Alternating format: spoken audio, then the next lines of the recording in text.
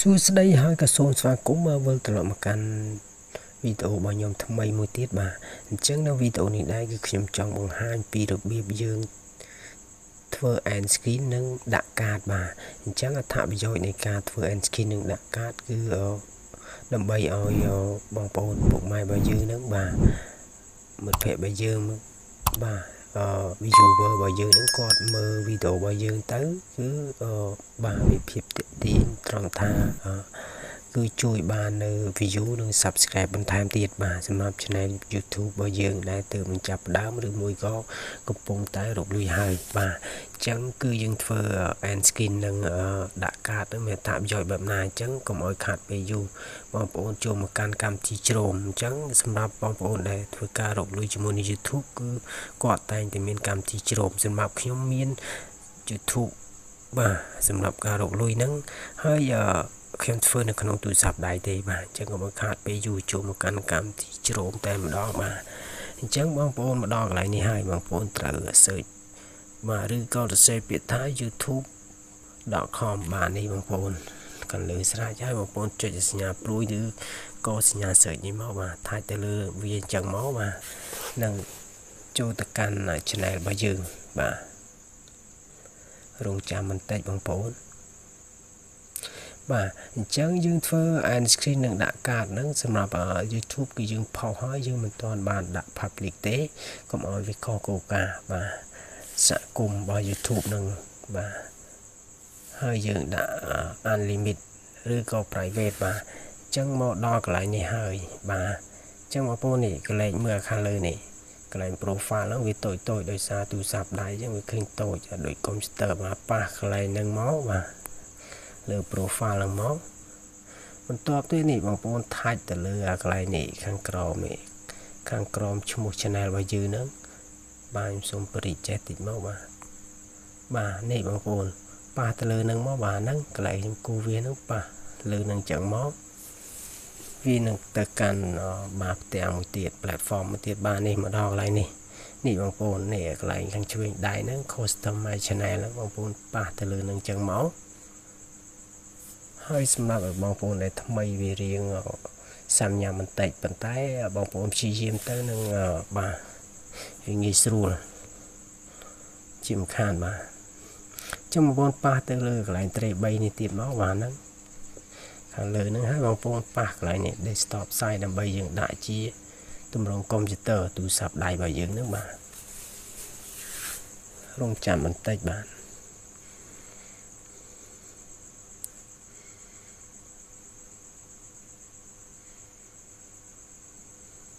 បាទអញ្ចឹងយើងចូលមកកាន់ផ្ទាំងមួយនេះទៀតអញ្ចឹងខ្ញុំសូមបរិច្បាទដោយសារវាតូចពេកបាទនេះបងប្អូនប៉ះទៅលើកន្លែងនេះផ្ទាំងកន្លែងផ្ទុកវីដេអូហ្នឹងបាទប៉ះទៅលើហ្នឹងអញ្ចឹងមកវានឹងមកកាន់បាទនេះបងប្អូនបាទអញ្ចឹងបងប្អូនចង់ដាក់កាតមួយណាខ្ញុំដាក់វីដេអូលើនេះជាបងប្អូនខ្ញុំផាសទៅលើហ្នឹងបាទថាច់ទៅលើនឹងចឹងមកបាទខ្ញុំសូមបាទបរូមវាចេះមកបរិចបន្តិចវិញហើយខ្ញុំអូសចែនេះបងប្អូនមើលកន្លែង end screen នេះបាទប៉ះទៅលើហ្នឹងបាទសូមបរូមចេះបាទអញ្ចឹងវាមានផ្ទាំងនេះបងប្អូន 3-4 ផ្ទាំងបាទអញ្ចឹងសម្រាប់ផ្ទាំងមួយនេះខ្ញុំធ្វើបង្ហាញជូនបងប្អូនបាទប៉ះទៅលើផ្ទាំងនេះផ្ទាំង profile ហើយនឹងផ្ទាំងវីដេអូបាទប៉ះទៅលើនឹងមួយចុះដើម្បីធ្វើបទបង្ហាញជូនបងប្អូន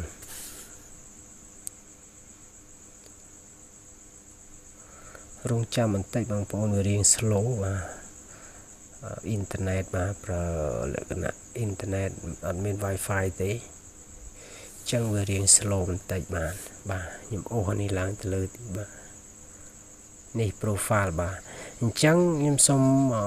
បង្ហាញជូនបងប្អូនចេះបន្តិចបាទអញ្ចឹងខ្ញុំសូមដាក់កន្លែងនេះមកបាទអញ្ចឹងនេះបងប្អូនប៉ះខាងក្រោមខ្ញុំសូមបរិច្នេះបងប្អូននេះបងប្អូននេះកន្លែងបង្ហាញនៅផ្ទាំងវីដេអូបងប្អូនប៉ះលើខាងក្រោមអញ្ចឹងមកបាទ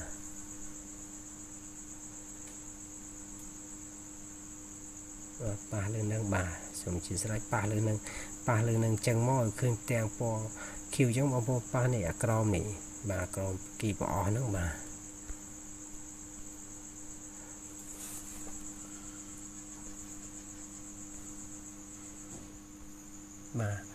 ប៉ះខាងក្រមដូចខ្ញុំបានបង្ហាញបងប្អូនប៉ះយកបងប្អូនចង់ដាក់end screen មួយណាបានអញ្ចឹងខ្ញុំសូមដាក់យកវីដេអូមួយនេះចុះបាទនេះបងប្អូនកន្លែងនេះគឺនេះបងប្អូនកន្លែង profile នេះបានន័យថាបើសិនជាគេប៉ះទៅនឹងសម្រាប់បងប្អូនដែលមិនទាន់បានចុច subscribe គឺគាត់ប៉ះកន្លែងហ្នឹងគឺគាត់ស្មើនឹងចុច subscribe ឲ្យយើងមួយដែរហើយកន្លែងនេះនៅពេលដែលគាត់ប៉ះកន្លែងនៅពេលដែលចង់បញ្ចប់វីដេអូហ្នឹងបានន័យថា end screen គឺចង់បញ្ចប់នៅវីដេអូគឺវា load បែបនេះបាទអញ្ចឹងគាត់ប៉ះទៅនេះគាត់អាចចូលទៅមើលវីដេអូរបស់យើងបានទាំង view ហើយគាត់អាចចុច subscribe ឲ្យយើងមួយទៀតសម្រាប់តែវីដេអូរបស់យើងដែលគាត់ពេញចិត្តបាទវីដេអូដែលគាត់ពេញចិត្តគឺគាត់ប៉ះទៅនឹងមើលបានវីដេអូរបស់យើងមានអត្ថប្រយោជន៍វាថាវីដេអូរបស់យើងជាបាទរឿងកំ pl ែងអីផ្សេងឬមួយកុំចំណេះដឹងដូចខ្ញុំអញ្ចឹងគាត់ប៉ះទៅនឹងគាត់អាចចុច subscribe បានទាំង view បាន subscribe កន្លែងនេះគាត់មើលវីដេអូហើយគាត់ចុចកន្លែងនេះបាន subscribe ទៀតបាទបន្តទៀតមើលចុចទៅនេះបានបន្តទៀតបាទអញ្ចឹងខ្ញុំសូមបាទលុបទៅនេះហើយខ្ញុំសូមមកបង្ហាញកន្លែងនេះទៀតបាទចុចលុបកន្លែងនេះបាទបងប្អូនចង់ដូរគឺបងប្អូនបាទប៉ះកន្លែងនេះចឹងមកបាទនេះឈប់ខ្ញុំសូមប៉ះកន្លែងនេះបាទនេះបងប្អូនអញ្ចឹងនេះបងប្អូនចុចចង់លុបអាហ្នឹងដូរបងប្អូនចុចកន្លែងនេះបាទអញ្ចឹងខ្ញុំផាកកន្លែងលុបនឹងមកបាទកន្លែងត្រង់ជ្រូកហ្នឹងបាទចង់លុបកន្លែងនេះមួយទៀតបងប្អូនប៉ះទៅលើនេះមួយទៀតចឹងមកនេះកន្លែងផ្ទាំងហ្នឹងបាទកន្លែងហ្នឹងបាទលុបកន្លែងនេះទៀតមកបាទពូនេះលុបទៅនេះបាទនេះលុបអស់ហើយអញ្ចឹងខ្ញុំបង្ហាញកន្លែងផ្ទាំងមួយនេះទៀតនេះបងប្អូននេះមានខាង profile ខាងស្ដាំខាងឆ្វេងអញ្ចឹងខ្ញុំប៉ះកន្លែងនេះបងប្អូនសូមប៉ះកន្លែងផ្ទាំងនេះបាទអញ្ចឹងផ្ទាំងនេះគឺវីដេអូទាំងពីរបាទដែល thumbnail របស់យើងនឹងបាទអញ្ចឹងបងប្អូនចុចខាងក្រោមនេះមកបាទនេះខាងក្រោមនឹងមកដើម្បីយើងដាក់ end screen បាទដាក់end screen បាទអញ្ចឹងប៉ះលើនេះអញ្ចឹងមកបងប្អូនឆ្លាញ់នៅវីដេអូមួយណាខ្ញុំប៉ះលើនេះអញ្ចឹងមកបាទនេះយើងបានមួយហើយនៅមួយទៀតអញ្ចឹងបងប្អូនក៏ប៉ះលើនឹងអញ្ចឹងមកបាទប៉ះអញ្ចឹងមកបាទហើយបងប្អូន select យកខាងក្រោមវាប្រអស់នេះបងប្អូននេះបាទនេះវាតូចបាទនេះកន្លែងឈូសនេះឈូស profile វីដេអូនេះបងប្អូនប៉ះលើនឹងអញ្ចឹងមកបាទអញ្ចឹងបងប្អូនជ្រើសរើសយកវីដេអូមួយណាទៀតបាទនេះប៉ះកន្លែងហ្នឹងចឹងមកមិននឹងវាយ៉ាងនេះតិចបងប្អូនចុចកន្លែងហ្នឹងដដែលមកដោយសារតែក្នុងទូរស័ព្ទដៃវាដូចកុំព្យូទ័រអញ្ចឹងវាយ៉ាងតូចពេកបាទ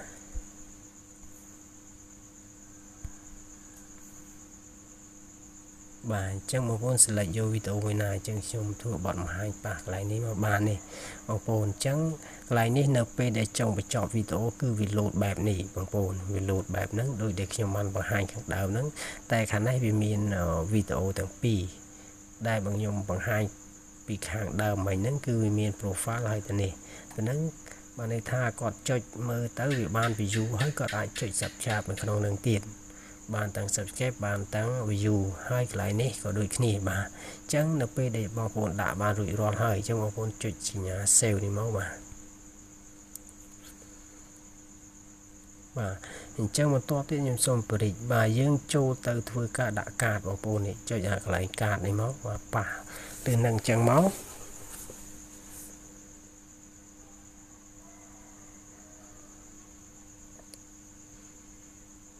បាទនេះបងប្អូនអញ្ចឹងកន្លែងនេះខ្ញុំមិនទាន់បានទេអញ្ចឹងខ្ញុំសូមលុបអានេះបាទសូមលុបដាក់កន្លែងតង់ជូកលុបកន្លែងហ្នឹងមកបាទខ្ញុំសូមព្រមវិញបាទអញ្ចឹងបន្ទាប់ទៀតនេះបងប្អូនចុចអាកន្លែងនេះមកបាទប៉ះកន្លែងវីដេអូនេះដើម្បីយើងចូល ទៅកាន់បាទវីដេអូដើម្បីយើងជ្រើសរើសយកដាក់កាតបាទអញ្ចឹងកាតហ្នឹងគឺចែកបងប្អូនអញ្ចឹងខ្ញុំសូមបង្ហាញបងប្អូនចេះជាមួយវាលោតសិនបងប្អូនបាទអញ្ចឹងខ្ញុំសូមយកវីដេអូមួយនេះបាទប៉ះទៅលើនឹងអញ្ចឹងមកបាទជាបទបង្ហាញរបស់ខ្ញុំរៀងតូចបងប្អូនសូមអធិស្ឋានផងបាទហើយបើសិនជាសំឡេងខ្ញុំឮទៅខ្សោយពេកឬក៏ខ្លាំងពេកឬក៏មួយឬសំឡេងរំខានអីសូមអធិស្ឋានបាទនេះបងប្អូននេះអាហ្នឹងគេហៅថាកាតនៅពេលដែលអាហ្នឹងកាតហ្នឹងនៅពេលដែលគេចុច play វីដេអូគឺវាបាញ់ចូលក្នុងវីដេអូហ្នឹងខាងលើហ្នឹងហើយកាតហ្នឹងគឺវាមានអត្ថប្រយោជន៍ដែរបងប្អូនបង្ហាញពីវីដេអូរបស់យើង content របស់យើងធ្វើពីអី channel យើងពីអីហ្នឹងគឺវាបង្ហាញនៅលើហ្នឹងវា load ហ្នឹងដើម្បីបង្ហាញហ្នឹងឲ្យបងប្អូនយើងដែល viewer របស់យើងហ្នឹងគាត់មើលទៅក៏ឃើញថាណែវីដេអូរបស់យើងមានមេរៀនអីទៀតអញ្ចឹងគាត់អាចបាទបន្តនៅការsearch មើលក្នុង channel របស់យើងមានចំណងជើងមានវីដេអូបែបណាខ្លះបាទបន្ទាប់ពីបងប្អូនដាក់រួចរាល់ហើយបាទអញ្ចឹងបងប្អូនចង់ add ទៀតក៏បានដែរចង់ add កាតទៀតក៏បានដែរប៉ុន្តែខ្ញុំអត់ add ទេបើ add កាតទៀតវាមានកន្លែង add ទៀតបងប្អូនមានកន្លែង add ទៀតអញ្ចឹងគេដាក់តាមមួយបានហើយបាទនេះបងប្អូនហ្នឹងនៅពេលដែលគេចុច play វីដេអូហ្នឹងគឺវាលូតបាញ់នៅក្នុងចូលកន្លែងនឹងតែម្ដងបើសិនជាបងប្អូនបានធ្វើប្រកបជាបានយល់កាន់តែច្បាស់បាទអញ្ចឹងបន្ទាប់ទៀតបងប្អូនចុច save នេះមកបាទចុចកន្លែងនេះមកអញ្ចឹងវារៀងស្មុគស្មាញបន្តិចសម្រាប់បងប្អូនដែលថ្មីបាទអញ្ចឹងរួចរាល់ហើយបងប្អូនអញ្ចឹងនៅពេលដែលយើងផុសវីដេអូគឺយើងមិនទាន់បានដាក់បាទ select កន្លែង public ទេគឺយើងដាក់លក្ខណៈ unlist ហើយនឹង private ដើម្បីឲ្យយើងធ្វើការដាក់កាតនិង end screen ឲ្យបានតន់បាទកុំឲ្យយើងដាក់ទៅវាអត់តន់គ្រប់គ្រាន់អញ្ចឹងវាអត់សូវមានស្ព័ន្ធភាពហើយក៏វាអាចទាំងខុសគោលការណ៍ដែរអញ្ចឹងយើងត្រូវដែរធ្វើបែបនេះបាទយើងដាក់ end screen ហើយកាតអញ្ចឹងយើងមិនទាន់បានបើក public នៅឡើយទេបាទអញ្ចឹងយើងលក្ខណៈ private ឬមួយក៏ unlist នឹងបាទអញ្ចឹងរួចរាល់ហើយបងប្អូនរួចរាល់ហើយបាទអញ្ចឹងរួចរាល់ហើយខ្ញុំសូមបាទចូលទៅកាន់បាទនេះតែម្ដងបាទ Voice Studio បងប្អូនត្រូវតែមានកម្មវិធីនេះសម្រាប់បងប្អូនដែលរកលុយក្នុង YouTube ឬមួយក៏ YouTube Studio ខ្ញុំថាច់ទៅលើហ្នឹងខ្ញុំចូលទៅបាទខ្ញុំចូលទៅកាន់បាទកន្លែងនេះបាទអញ្ចឹងខ្ញុំសូមចូលទៅកាន់បាទផ្ទាំងវីដេអូនេះមកដើម្បីខ្ញុំចូលទៅបើកបាទ public ឬមួយក៏ខ្ញុំកំណត់ public ហ្នឹងហើយខ្ញុំបើកដុល្លារបាទអញ្ចឹងខ្ញុំសូមចូលមកកន្លែងនេះបាទខ្ញុំផុសរួចហើយដែលខ្ញុំបានធ្វើវីដេអូពីរបៀបដាក់កាតនិងធ្វើ end screen ហ្នឹងបាទអញ្ចឹងចូលមកកន្លែងខ្មៅដៃនេះមកបាទប៉ះទៅលើនឹងអញ្ចឹងមកបាទ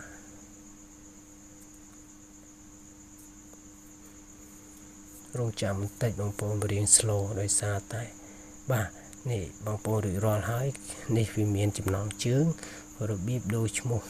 TikTok បាទ2025ហ្នឹងបាទនេះកន្លែង description បាទនេះ description បងប្អូនធ្វើបែបណាក៏បានដែរបងប្អូននេះយើងដាក់បង្ហាញពីបាទ account Facebook របស់យើង page របស់យើង TikTok របស់យើងហើយនិង Instagram link នេះហ្នឹងបាទអញ្ចឹងយើងដាក់រួចហើយវាមាននេះបងប្អូនវាមាននេះ tag បាទសម្រាប់ឲ្យគេ search ទៅចាប់ឃើញបាទ rank បាទអញ្ចឹងមកដល់កន្លែងនេះដែលខ្ញុំចង់បង្ហាញបងប្អូនផាកន្លែងនេះមកបាទនេះសញ្ញាព្រួយនេះហើយបងប្អូនចុចកន្លែង public មកអញ្ចឹងនៅពេលដែលយើងផុសវីដេអូគឺយើងមិនទាន់បានដាក់ public ទេដើម្បីកុំឲ្យខុសគោលការណ៍អញ្ចឹងសហគមន៍របស់គោលការណ៍ YouTube អញ្ចឹងបងប្អូនផាកន្លែង public ហ្នឹងមកបាទតបទៀតនេះបងប្អូនចុចកន្លែងសញ្ញាបើកនេះមកសម្រាប់YouTube ដែលរកលុយបានគឺវាចេញបែបនេះបើបងប្អូនមិនទាន់រកលុយបានគឺអត់ចេញបែបនេះទេគឺបងប្អូនធ្វើការផុសសិនដើម្បីរក view ឲ្យ subscribe គ្រប់គោលការណ៍ 1k ឬក៏មកបាទ 1k ហ្នឹងបាទ1000អ្នកហ្នឹងហើយនឹង4000ម៉ោងហ្នឹងបាទអញ្ចឹងបងប្អូនខ្ញុំចុចកន្លែងនេះមក បាទខ្ញុំបើកដុល្លារបាទបើកទៅនឹងមកបែកទៅវិញហើយចុច save បងប្អូនចុច save នេះមកបាទហាទៅនឹងមក